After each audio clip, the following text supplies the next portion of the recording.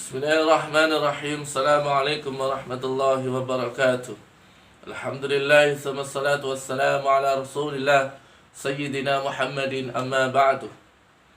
Berjumpa lagi dengan Bapak dalam pelajaran Quran Hadis, yang pada pagi ini kita akan membahas surah At-Tin, yang telah mana pada waktu lalu anak-anak telah menulis beserta artinya di buku. Surah At-Tin adalah surah yang ke-95 di dalam urutan Al-Quran. Surah ini terdiri dari 8 ayat. Dan surah ini termasuk golongan surah Makkiyah karena diturunkan di kota Makkah. Dinamakan surah At-Tin karena diambil dari ayat pertama yang berbunyi Wat-tini waz-zaitun. Diambil pada kalimat pertama di ayat yang pertama. Selanjutnya Bapak akan sedikit mencontohkan membaca surah At-Tin ini. Nanti tirukan dengan kaidah tajwid dan makharijul huruf yang sesuai atau yang benar. A'udzu billahi minasy syaithanir rajim. Bismillahirrahmanirrahim. والتين والزيتون وطور سينين وهذا البلد الأمين لقد خلقنا الإنسان في أحسن تقويم ثم رددناه أسفل سافلين إلا الذين آمنوا وعملوا الصالحات فلهم أجر غير ممنون فما يكذبك بعد بالدين أليس الله بأحكم الحاكمين صدق الله العظيم.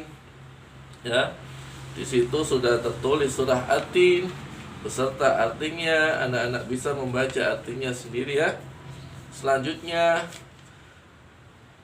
Asbabun nuzul. Asbabun nuzul itu sebab-sebab diturunnya Al-Quran ya. Sebab-sebab diturunkannya surah At-Tin ini ada ceritanya di halaman 21, bisa anak-anak baca. Beserta juga isi kandungan surah At-Tin, bisa dibaca sendiri. Nanti kalau ada kurang pahamnya bisa ditanyakan melalui WA Pak Khalid ya. Makna yang terkandung di dalam surah At-Tin adalah diantaranya Allah bersumpah dengan nama Wat-tin, At-Tin, buah At-Tin, waz-zaitun, yaitu di mana buah tin ini banyak tumbuh di tempat Nabi Nuh alaihissalam, serta buah zaitun ini banyak tumbuh di tempat tinggal Nabi Isa alaihissalam. Dan wa turi sinin, bukit Tursinah atau bukit Sinai, di mana tempat tersebut adalah tempat munajat Nabi Isa, Nabi Musa ya. Nabi Musa menerima wahyu di bukit Tursinah. Dan kota Makkah, wa hadzal baladil amin, maksudnya baladil amin, wa hadzal baladil amin adalah kota Makkah ya. Hikmahnya surah At-Tin yaitu satu, sesungguhnya Allah telah menciptakan manusia dalam bentuk yang sempurna. Bentuknya sempurna ya.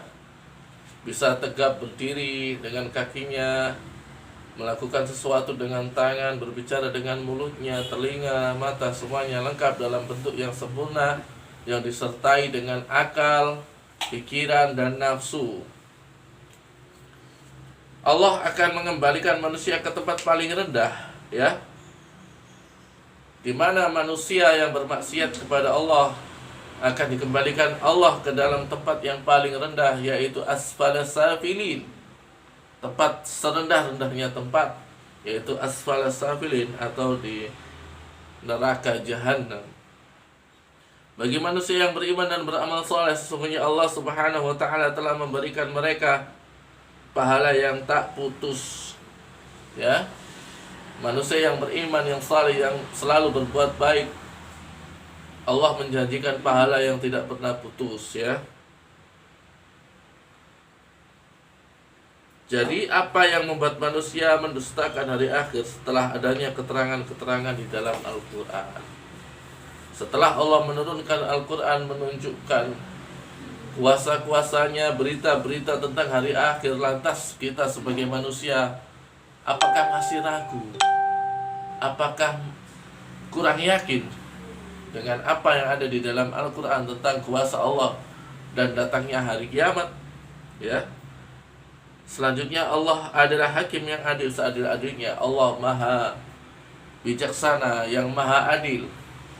Tidak mungkin Allah tidak adil. Allah pasti adil dengan sikapnya, dengan sifatnya, atau dengan namanya Al-Hakim, ya. Maka di ayat terakhir itu ditulis alaihissallahu bi ahkamil hakimin.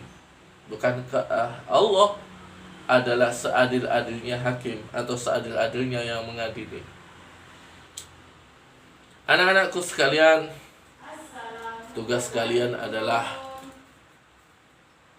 mencari bacaan yang terkandung di dalam surah At-Tin, tajwidnya maksudnya, ya.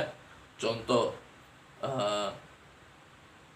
laqad khalaqna, laqad di situ ada qalqalah sughra, ya. Khalaqna ada qalqalah sughra. Kenapa? Karena dal sukun di tengah kalimat, qaf sukun di tengah kalimat, maka disebut bacaan qalqalah sughra. Kalian bisa cari yang lain, ya. Contoh bacaan yang lain, hukum tajwid yang lain. Cari ada berapa di situ? Boleh 7, boleh 8, boleh 9, boleh 10, ya. Tulis watini. Contoh bacaan idgham syamsiyah. Kenapa? Ada al ta'rif di situ, ketemu dengan huruf idgham syamsiyah, yaitu tak yang ditasdid. Maka cara membacanya adalah menghilangkan suara al, ya. Watini bukan waltini. Jadi itu maksudnya, Bapak, ya. Silakan dikerjakan dengan sungguh-sungguh. Cukup nanti ditulis di buku dan difoto ke Bapak, ya. Assalamualaikum warahmatullahi wabarakatuh.